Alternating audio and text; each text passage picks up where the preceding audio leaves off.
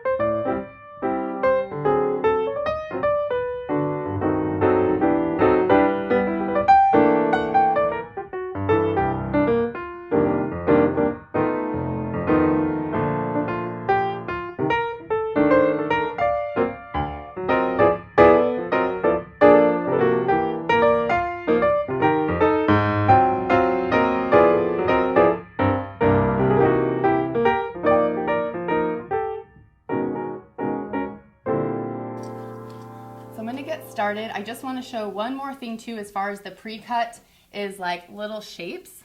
Like, I know I want to put clouds in mine, so I cut little shapes out of the packaging. Okay, and so we'll get started.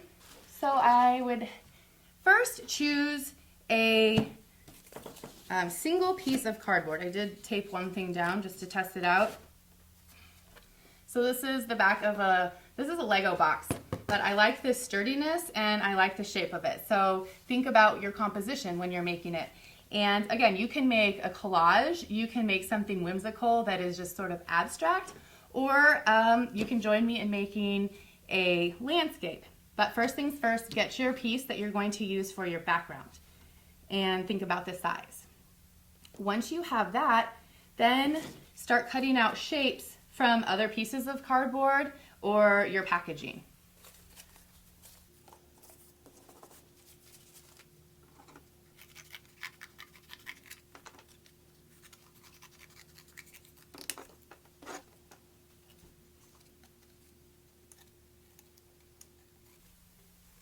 So in cutting things, like I said, if you have a big piece of something, cut it down smaller so you have a little bit more control over the shape. And then like once I have my shape, I'll start cutting the details,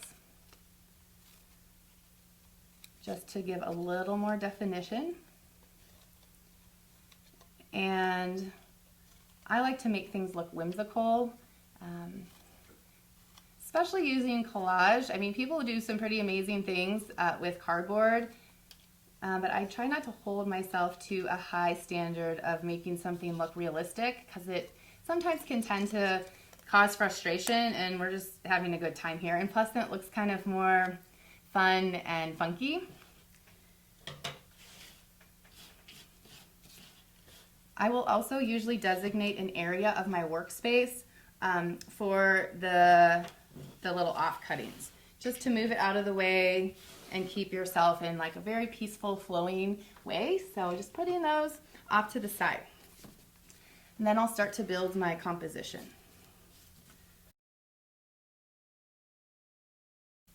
So here I'm already developing my composition just by layering and adding one side of the packaging that is already green, and I'm going to decide if I'm going to put color in here after I continue building the landscape.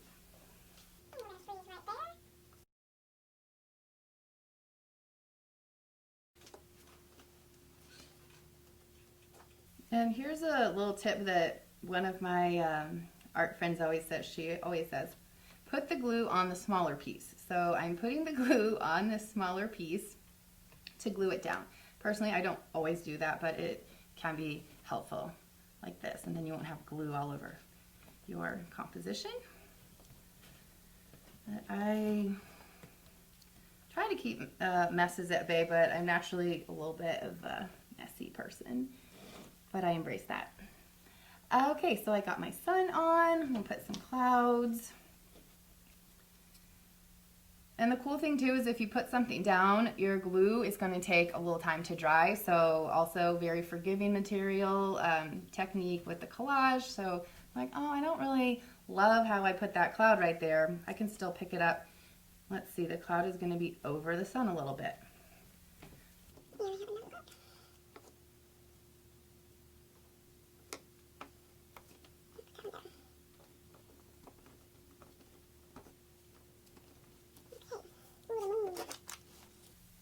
So, yep, I'm going to peel this part up because I wanted to put the moon. And the cool thing about making art is it doesn't have to make sense. You can have the moon and the sun right very close to each other in the same composition. I'm going to have my moon peeking out.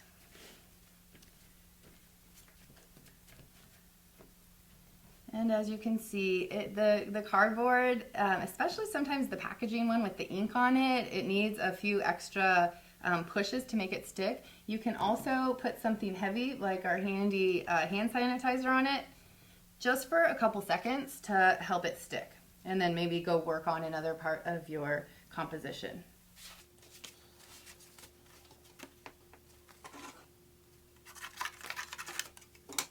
And tearing paper can also be can create cool effects. So I wanted to have the bottom be kind of straight across, and then the top part just be a little bit more naturally jagged, like looking at across a field. I'm going to slide that one under.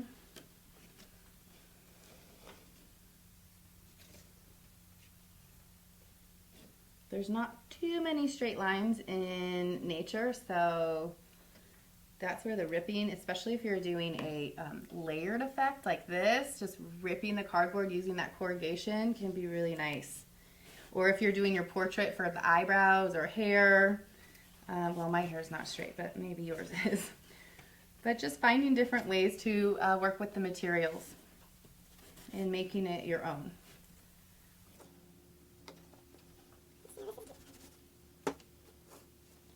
Okay, so I actually haven't yet added any color from markers, or if you have paint, and you can see how many different colors you can bring into your art by just using collage. Something I really like about that. But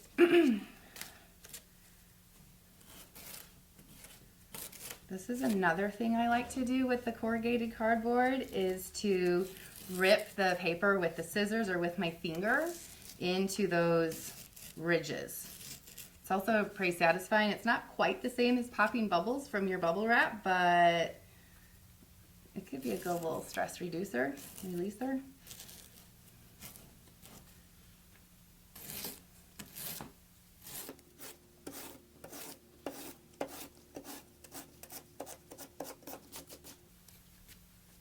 So getting back to that color I was talking about with the marker, so now I'm going to see what happens.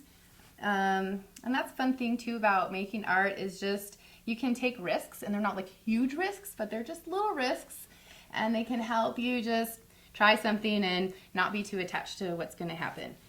And you might be delighted, or you might say, I don't like that, and then it's not that big of a deal. We're just having fun.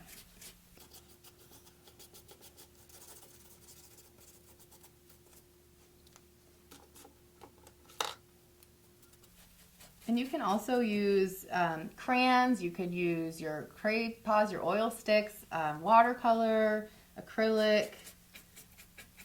So don't think you have to have these Sharpie kind of markers.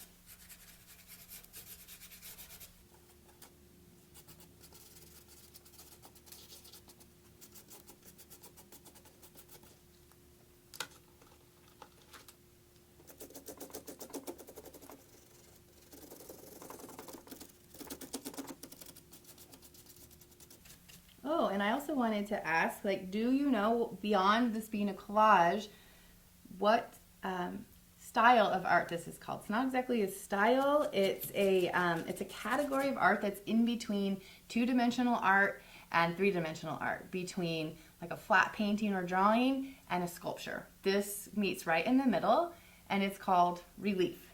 And people have been making relief art since thousands of years ago. In Egypt, there's a lot of relief that people were making with clay and stone. So it's very flat, but then you're carving into it. And so this is like a very modern version of that type of art. So it's just a little bit of a depth.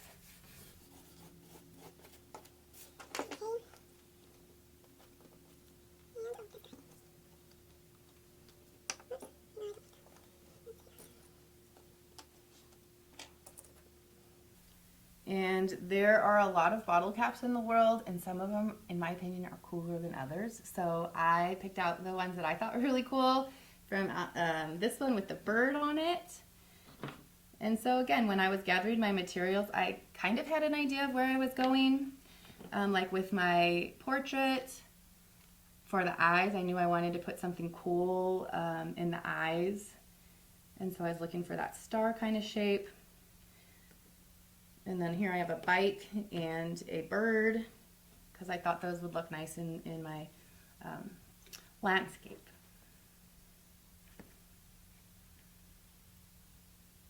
Put a little extra glue around there. And as you can see, the glue that I put on earlier, it's pretty much dried and clear.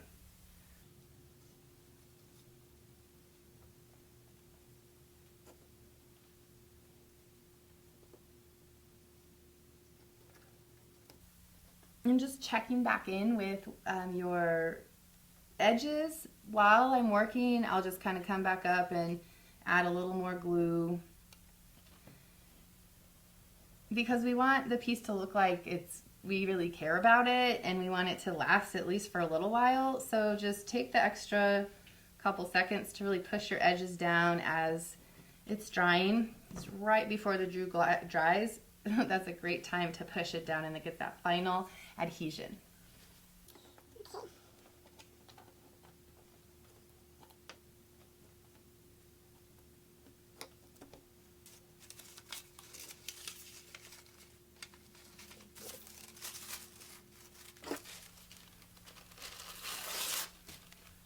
Tissue paper I love, because not only can it be flat, you can twist it up and make flowers, you can make blooms, you can make stems. So I like to do this a lot and just create some kind of natural looking shape in my landscape. Oh.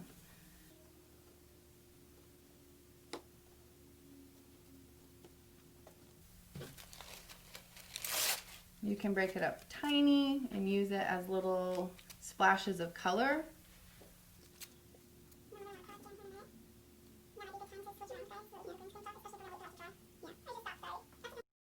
And so I'm getting ready to finish it up, and as I'm doing that, I see my composition is getting filled up. I'm happy with the way the colors and the lines are moving around. And so I just wanted to add one last thing, a little rain from the clouds with my marker. So at the end, maybe you just want to add some fun little details with a marker. Just gonna make it raining in mine. And I also encourage you to sign your art. I like to do mine, I'll do mine on the front here, but then I also like to put it on the back. Let's see about flipping it.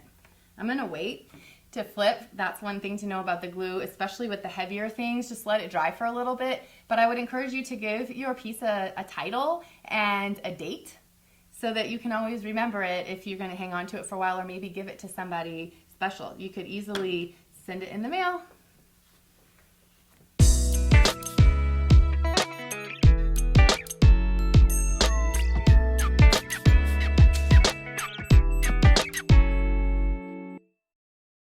Okay, so I'm going to share with you this fun little simple game that I've had fun playing with at home And basically, you're just gonna think of nouns. I think that's the simplest way to do it. So nouns are just a person, a place, or a thing, and just make a list. I took some time just to cut up some scrap paper and make little snippets that we're then gonna put in a jar, and you can keep this jar, you can play it any time of the day, and just have fun making a whole bunch of words.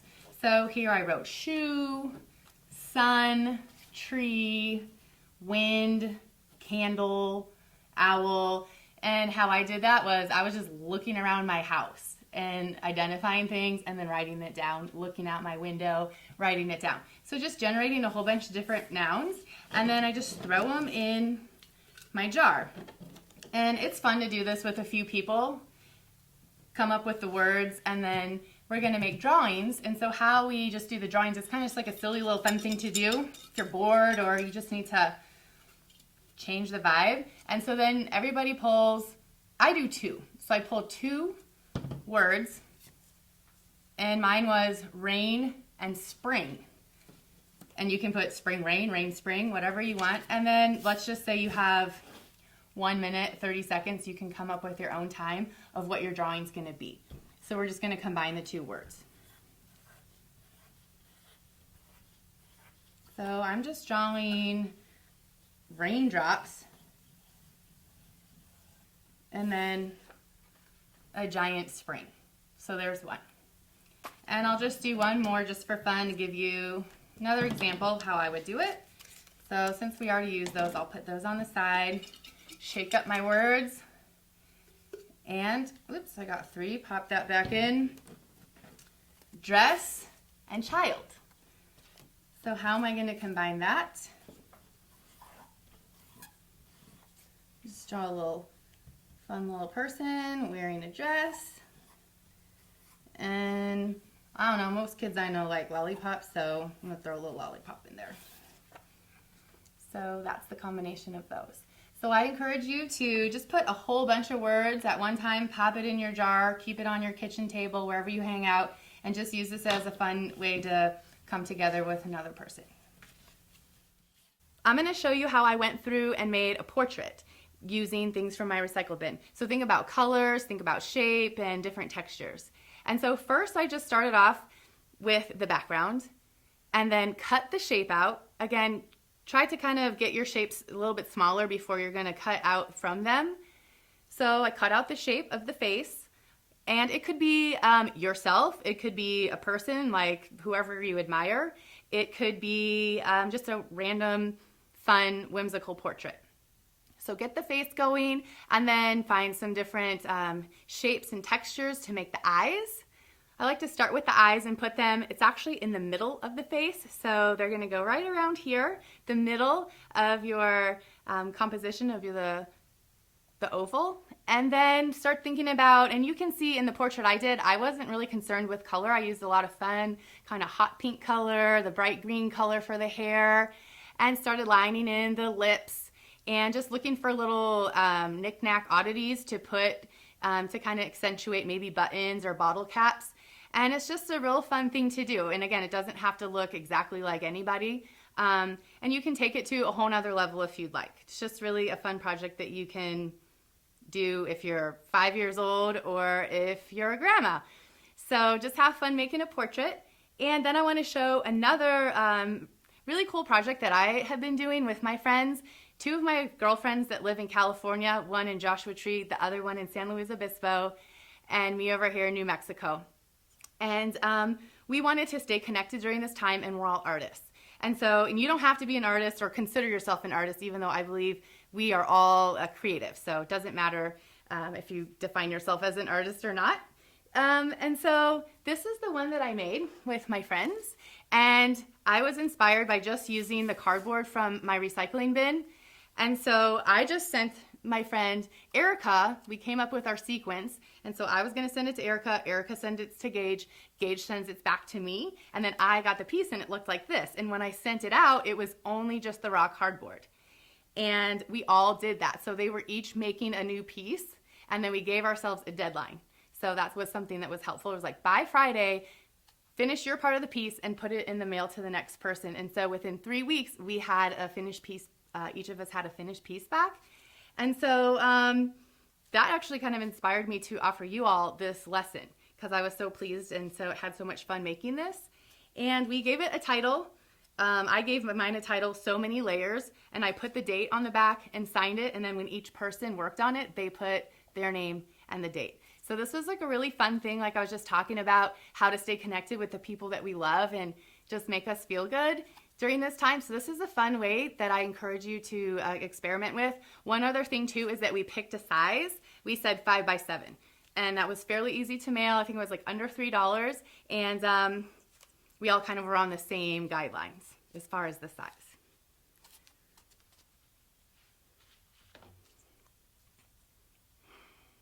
And so I want to thank you so much for joining me today, for having fun making art, and I hope that you'll share your art with other people, maybe take a picture of it, mail it, put it up in your house, and yeah, just take care of yourselves. Thanks again to Any Given Child and Catharsis Media. Have a beautiful day.